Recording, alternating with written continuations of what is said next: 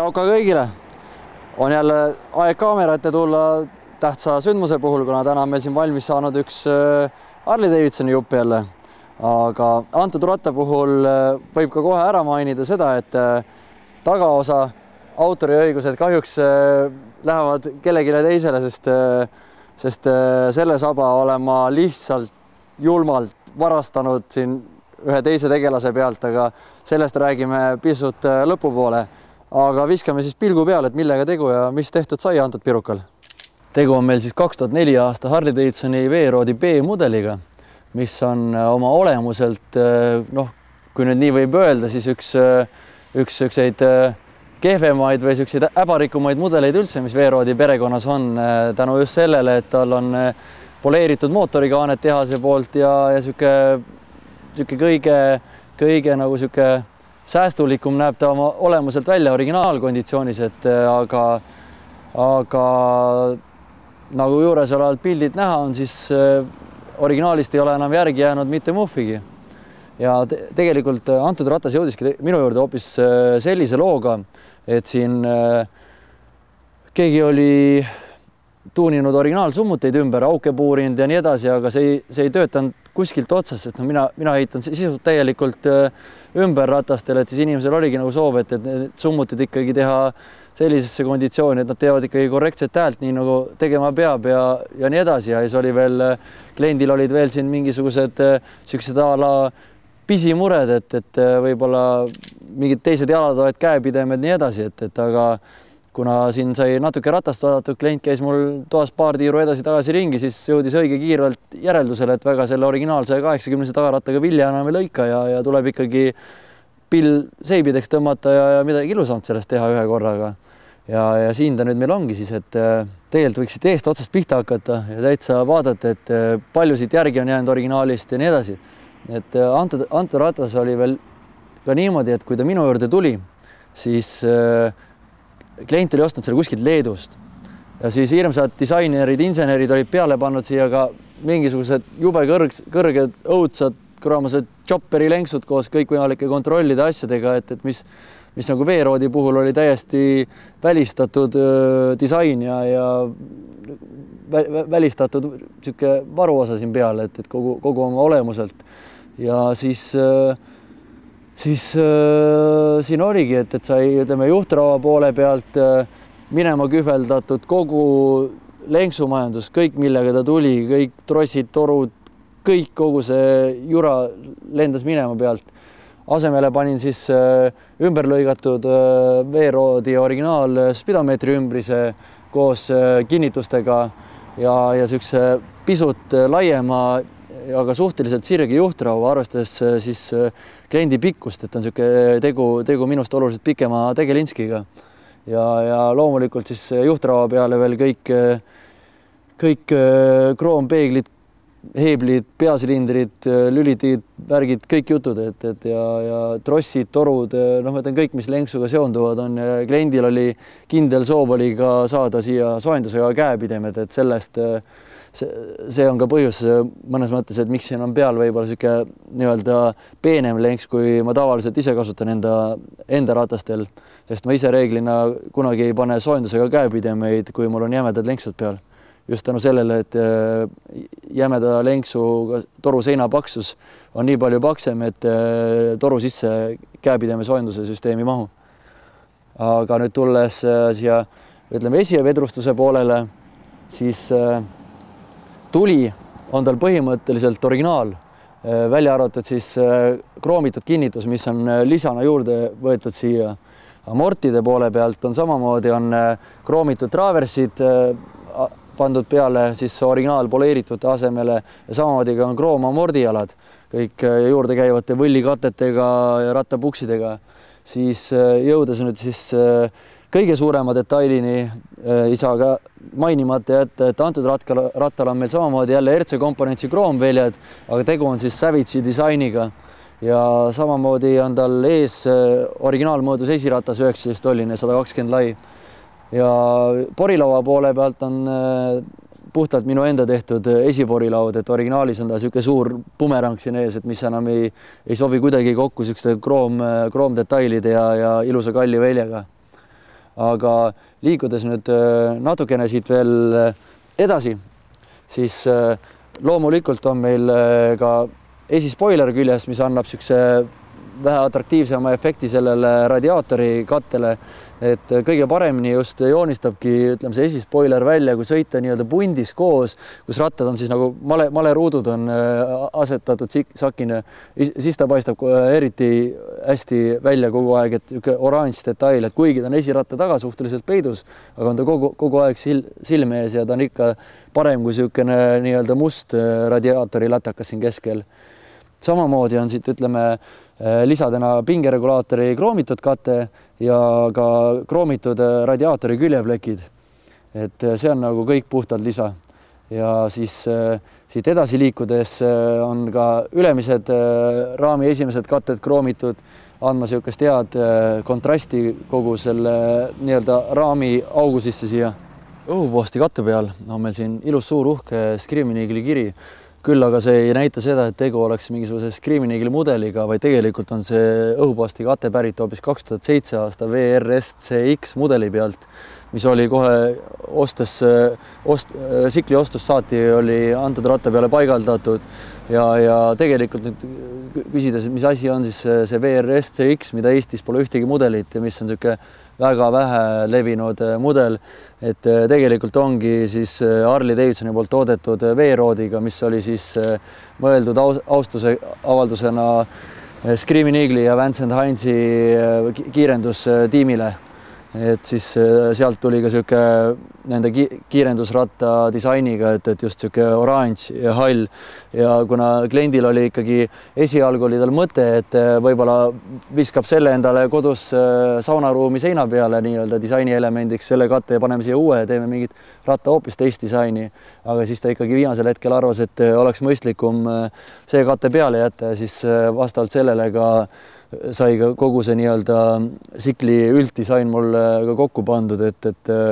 ja arvestades siis oranži, et see on tegelikult on see Screaming Eagle'i oranž ja siis see määras mul ära siis ütleme need porilauad ja tuleümbrised, lenksuümbrised, et kõik nende värvilahenduse ja siis nüüd see hall toon, kuna ma ei suutnud mitte midagi head välja mõelda, mis selle halliga kokku sobiks, et nagu mis nagu annaks niisugust nagu nii-öelda midagi ühist anda tal ka mootorrattale midagi muuga, et mitte ei oleks üks täiesti nagu võõrkeha, siis mõnes mõttes sai ka see määravaks summuti valikul, mis siin antud ratta puhul on siis Akrapovitši summuti, et mis on niisugune kompanii, mida reeglina Harley Davidsoni puhul näha ei ole, vaid pigem on ta ikkagi võidusõidumaailmas seal paigid, motocross, quadid, supermoto, mida iganes, et niisugust asja iga päev Harley Davidsoni puhul ei näe, küll aga on ta minu silmis niisuguse ülimõnusa ja laheda disainiga, et esiteks on ta titaansummuti, see, kuidas ta on kõik kokku ehitatud nii-öelda tehnilise poole pealt, kõik süsinikust ülikvaliteetselt toodetud kattedel omakorda nii-öelda kuumakatted lisaks juures ja niisugused väiksed detailid, kõik kokkutõmbamise vedrud, pisividinad, et see on nagu minu silmis nagu niisugune täpselt hiilepunkt peale antud ratta puhul ja siis loomulikult see summuti tegelikult ei ole mõeldud absoluutselt selle mudeli jaoks ja siis tänu sellele ka pidin ise siia tuunima kõik kinnitused asjad, et ta siia täpselt külge sobiks, aga igati väärt tükk on toodetud veeroodile.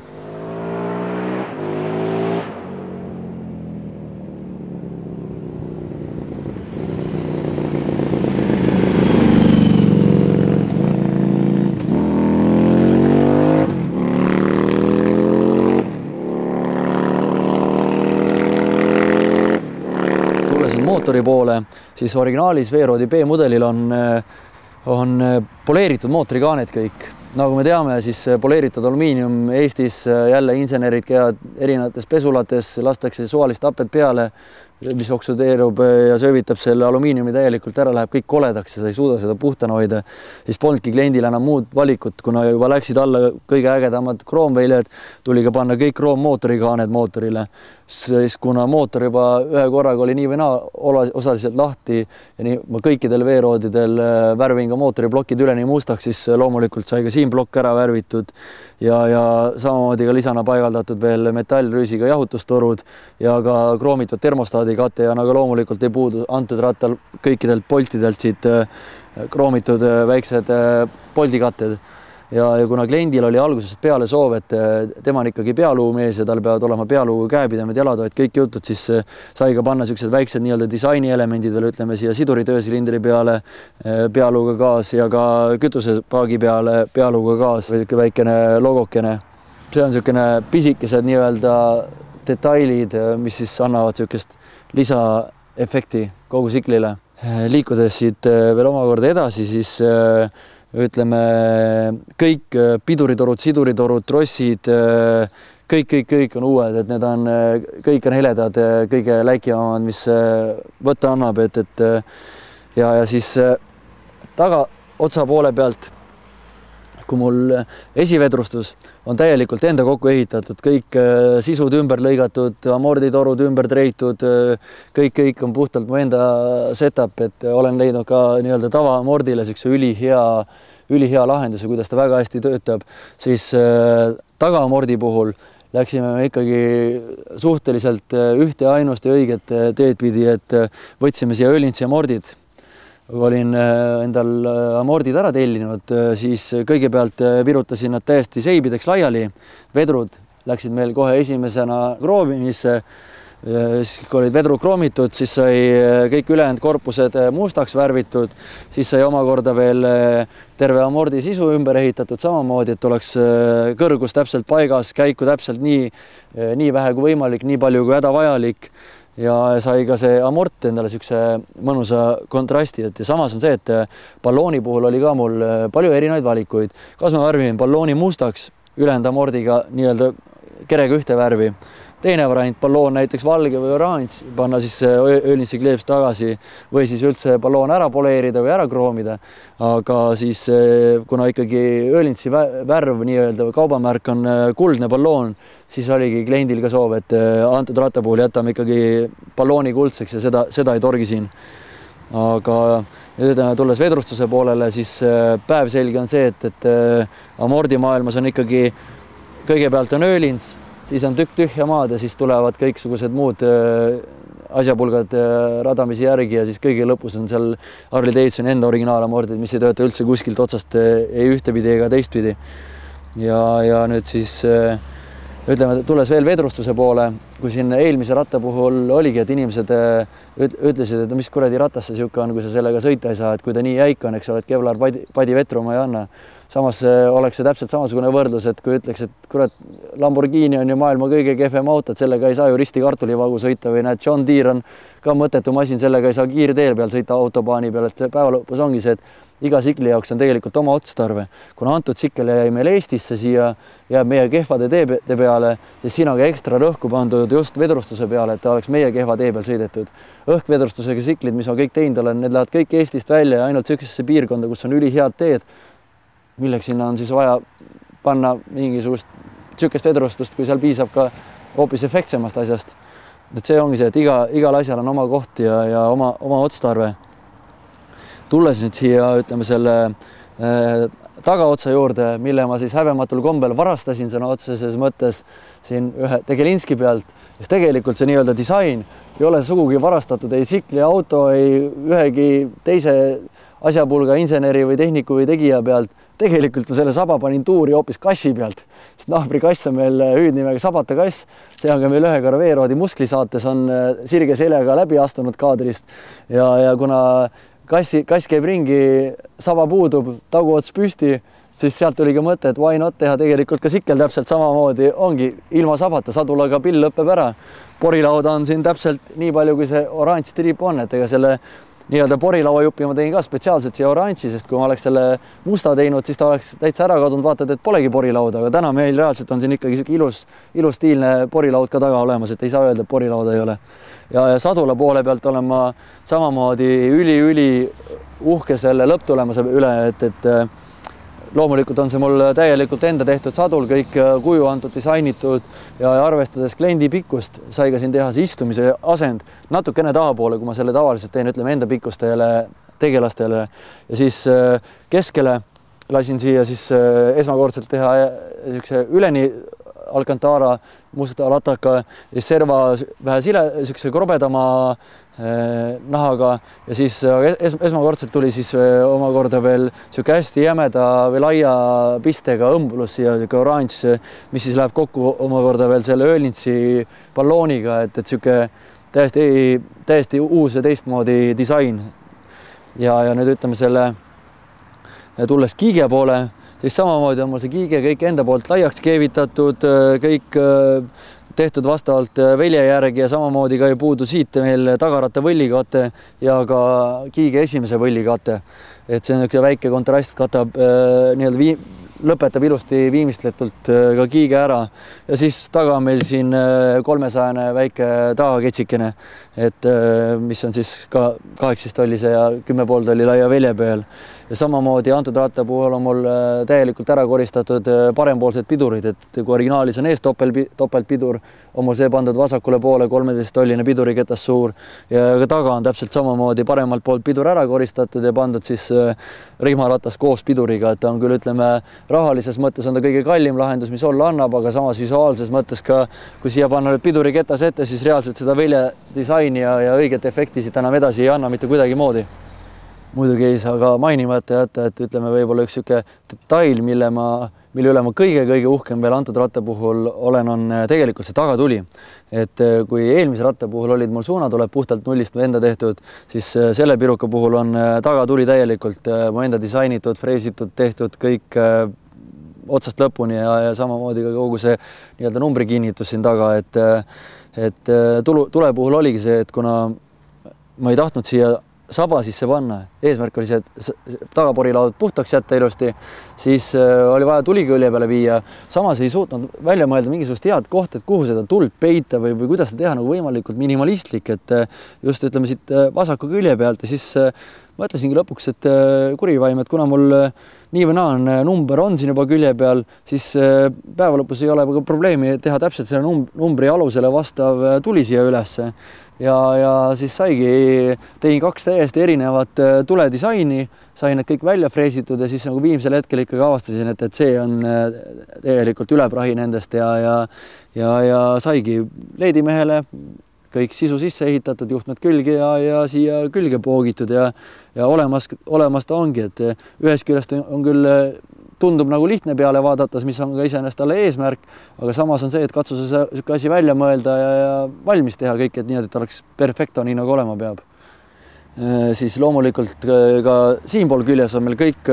mootorikaaned on asendatud kroomkaantega ja samamoodi, kuna antud rattal hetkel on see ratas tehtud ühekohaliseks, küll aga on sellele ka valmidus, et saaks ka sellega kahekesi sõita, ehk siis on taha ainult põhimõtteliselt jalaraudade külge keeramise vaev ja ka sadul on tegelikult sellise ehitusega, ütleme, kui tahad siin mingisuguse Pärnu otsa teha sõbranna taga serva peal, siis ei ole ka absoluutselt probleemi, et saab ka ta kahekesi sõidetud. Aga hetkel ongi siis esimene rihmakates on ka puhtalt mu enda disainiga nagu ümber lõigatud just, et oleks võimalikult minimalistlik ja selleks ei ole siin ühtegi rihma enda katet peal, et pole vajadust üksinda sõites selle järgi, et loomulikult kui kahekesi sõit ikkagi üks päev päevakorrale tuleb, siis tuleb üles ka mingisugune väikene rivakene rihmakatet tekitada, et tagasõitjal viidikal seal päris koib otsast ära ei lõigataks rihmaga. Aga nüüd ütleme siis siinpool sükste väikeste detailidena, et ei saa ära unustada, et on mõlemal pool on ka siis kroomitud piduri käigupedaalid koos nuppudega, kroomitud seisujalg, kroomvedru, kroom käiguvarras veel omakorda ja siis tulles esipiduri juurde. See antud rattal kasutan ma samamoodi Brembo suurt 4-kolvist pidurisadulat, mis on siis mu enda piduri adapteriga külge pandud siia amordi külge, sest kuna originaalis on piduriketta diameeter 2004 aasta rattal 11,5 tolli, siin on meil juba 13 tolli piduriketas, siis tahes-tahtmata sadul ei sobi kuidagi enam originaalkinnitusele. Küll aga on meil selle ratta puhul töös täiesti uus pidurisadula adapter. See, mis mul siin hetkel külge on keeratud, on tegelikult selline ajutine lahendus, et klient saaks veel mõnuga nautida siin mõnusaid soojasid sõiduilmasid veel, et ei peaks praegu sellepärast ratast pantvangis hoidma ja kui nüüd siin äkki lähema nädalaga võib-olla saab selle uue disainiga pidurisadula adapteriga valmis, mis siia perfektselt kõigega kokku sobib, siis on ainult 4 bolti lahti, teine adapter külge ja tšau baka. Sellega tegelikult tõmbakski vaikselt ka otsad kokku et ütleme nii, et siin on, see on võib-olla nüüd üks suhteliselt viimaseid siukseid lihtsa disainiga rattaid, mis praegu valmis sai, et siin on küll mõned on veel siuksed lihtsad töös, aga siis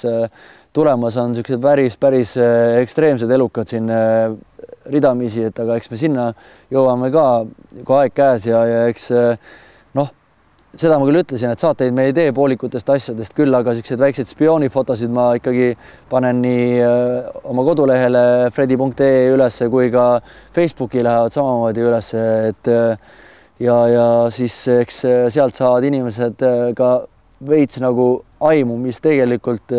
juhtub ja juhtuma hakkab, et aga seniks sooviks teile kõike kõige paremat ja peatse kohtumiseni.